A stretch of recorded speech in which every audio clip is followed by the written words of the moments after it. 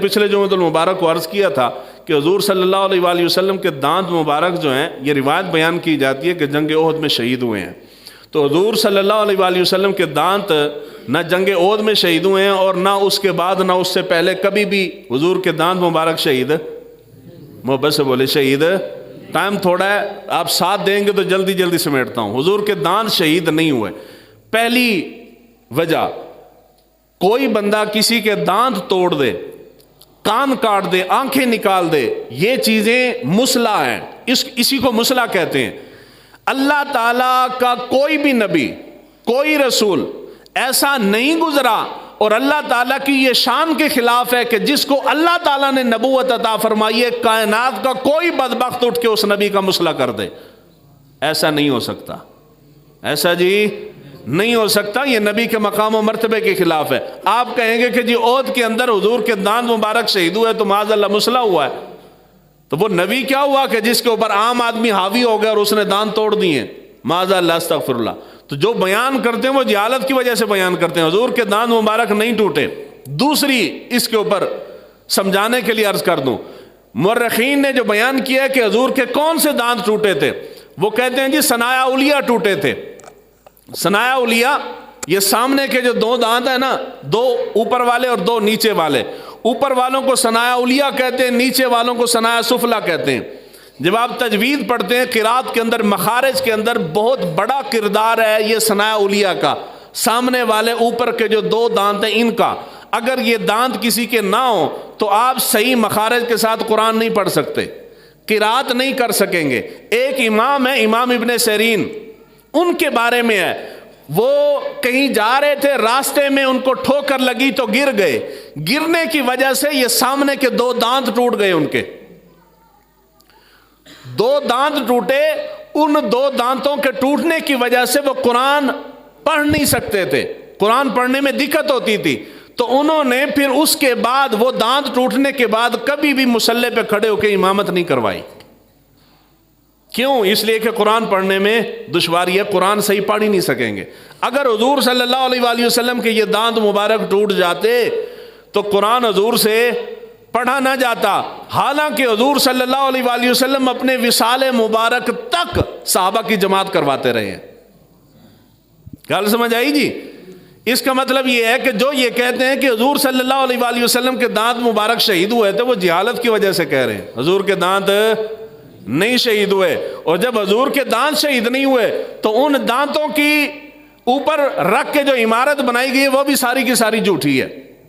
پہلے نمبر پہ پاکستان کے اندر یہ دھندا بڑا زور و شور سے چل رہا ہے. حضور سے منسوب بعض چیزیں میوزیم کے اندر رکھی گئی ہیں، محافل کے اندر.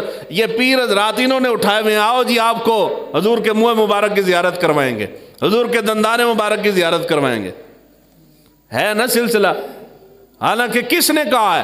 حضور کا ایک فرمان ہے، مسئلے کی نزاکت سمجھا رہا ہوں. حضور کا ایک فرمان ہے، محدثین جب تک اس کی سند موجود نہ ہو، حضور کے فرمان قبول نہیں کرتے.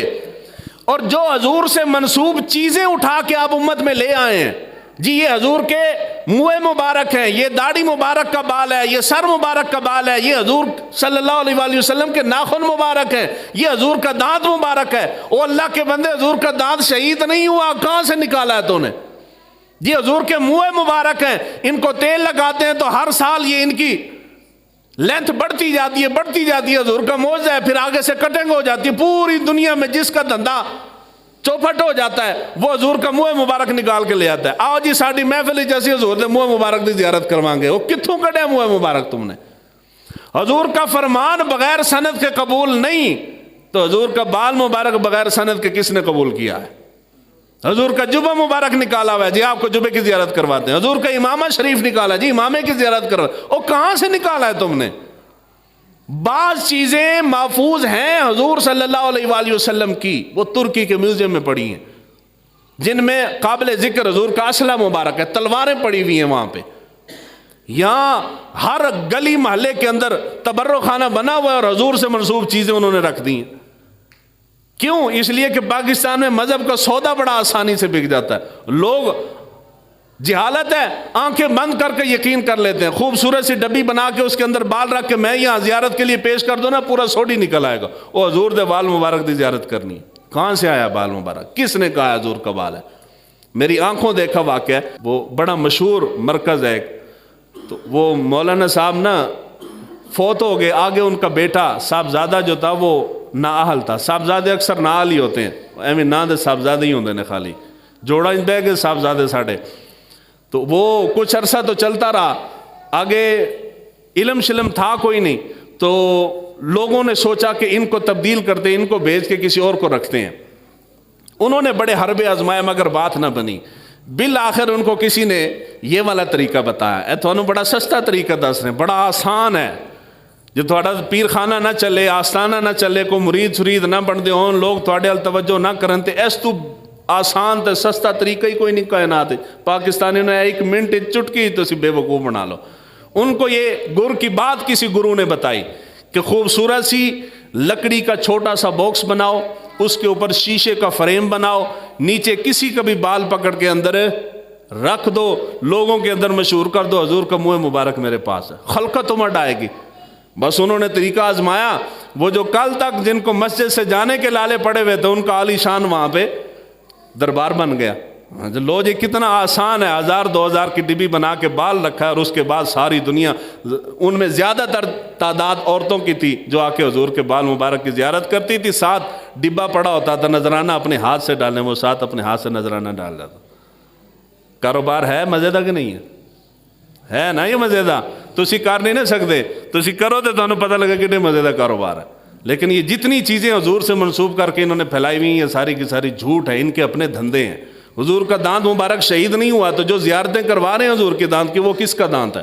اس سے بڑا دجال جھوٹا ہو سکتا ہے کہ جو حضور کی طرف منسوب کر کے جھوٹ پہ جھوٹ بولے جا رہے ہیں، لوگوں کو پاگل بنا رہے ہیں۔ جب حضور کا دانت مبارک شہید نہیں ہوا تو حضرت اویس کرنی کا دانت بھی کوئی نہیں نہ شہید ہوا جی۔ حضرت اویس کرنی کو پتہ چلا کہ حضور کے دانت شہید ہوئے ہیں، تو پھر انہوں نے ایک توڑ دیا، پھر دوسرا، پھر تیسرا، پھر کرتے کرتے سارے کے سارے توڑ دیے کہ جی حضور کا دانت پتہ نہیں کون سا ٹوٹا ہوگا، تو محبت رسول میں انہوں نے اپنے دانت توڑ لیے۔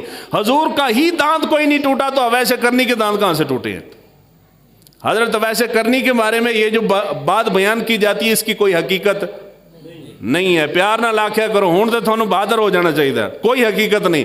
اور اس کے بعد دوسری اویس کرنی کے بارے میں بات بیان کی جاتی ہے کہ وہ اور حضور کے درمیان خط و کتابت ہوتی تھی، ایک دوسرے کو بیان کرتے تھے نا۔ یہ جو سر والا ہو وہ بیان کر سکتا ہے، ساڑھے کولتے بیان نہیں ہوتی، میں اس طرح بیان کراں تو صرف دھاڑی مار مار کرو وہ کہ کتنا پیار کرتے سن۔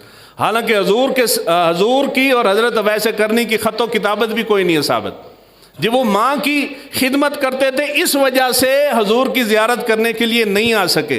اللہ دے بندیا، کیڑے بندے نو پاگل بنانا ہے؟ صحابہ نے تو اپنے ماں باپ سے بڑھ کے حضور سے پیار کیا ہے، وہ اپنے والدین کے خلاف تلواریں نکال کے کھڑے ہو جاتے تھے، اور اویس کرنی صرف ماں کی خدمت کی وجہ سے حضور کو دیکھنے نہیں آئے۔ یہ اویس کرنی کی شان ہے، یہ اویس کرنی کی توہین کر رہا ہے۔ تو ایسی کوئی بات، اطاعت گزار تھے، ماں کی خدمت کرتے تھے، مگر آئے کیوں نہیں؟ یہ قسمت کا معاملہ ہے، قسمت لے کے نہیں ہے، قسمت میں یہی لکھا تھا تو ان کو حضور کا دیدار نصیب نہیں ہوا۔ اور اس کے بعد مشہور واقعہ حضرت اویس کرنی کے بارے میں کہ حضور نے حضرت علی اور حضرت عمر فاروق کو کہا تھا، اپنا کرتا مبارک عطا فرمایا کہ یہ کرتا لے جانا، قرن کے اندر فلاں فلاں نشانی کے ساتھ اویس نام کا ایک بندہ رہتا ہے، اس کو یہ کرتا دینا اور اس سے اپنے لیے دعا کروانا، اور اس کو کہنا کہ میری امت کی بخشش کی دعا کرے۔ اے تو سنیا نا، سیر ہلایا کرو، مینوں پتہ تے چلے نا، تانوں پتہ لگ رہا سنی نا گل تسی۔ حالانکہ حضرت عمر فاروق رضی اللہ تعالیٰ عنہ کا ایک مرتبہ اویس کرنی سے ملنا ثابت ہے، اور وہ ہے مکہ کے اندر جب وہ حج کے لیے آئے تھے۔ اس کے علاوہ حضرت عمر فاروق کا حضرت اویس کرنی سے ملنا ثابت نہیں ہے۔ اور یہ جو کرتا لے کے جانے والی روایت ہے، یہ کسی بھی سند سے ثابت نہیں ہے، کسی نے بھی بیان نہیں کی، سارے کا سارا جھوٹ ہے، من گھڑت بیان کی ہے انہوں نے کہ وہ کرتا لے کے گئے تھے۔ حضرت عمر فاروق اپنی حیات مبارکہ میں عراق کبھی گئے ہی نہیں ہیں، کہاں سے وہ کرتا لے کے گئے تھے؟ اور انہوں نے دعا کے لیے اویس کرنی کے متعلق سیاستہ میں مسلم شریف کے اندر 3 سے 4 روایتیں ہیں۔ حضور نے ارشاد فرمایا کہ تابعین میں سب سے زیادہ اچھا اور نیک انسان جو ہے وہ اویس نام کا ہوگا. اویس کرنی کے متعلق فرمایا, اور حضور نے فرمایا کہ جس کو اویس کی ملاقات جس کی ملاقات اویس سے ہو جائے وہ اویس سے اپنی بخشش کی دعا کروا لیا کرے. تو حضرت عمر فاروق کی ملاقات حضرت اویس کرنی سے ہوئی تو انہوں نے اپنے لیے دعا کروائی. جس صحابی کی ملاقات حضرت اویس کرنی سے انہوں نے اپنے لیے دعا کروائی. حضور نے نہیں کہا کہ اویس کرنی کو جا کے میرا جبہ دے کے کہنا میری امت کے لیے دعا کر, یہ جھوٹ ہے.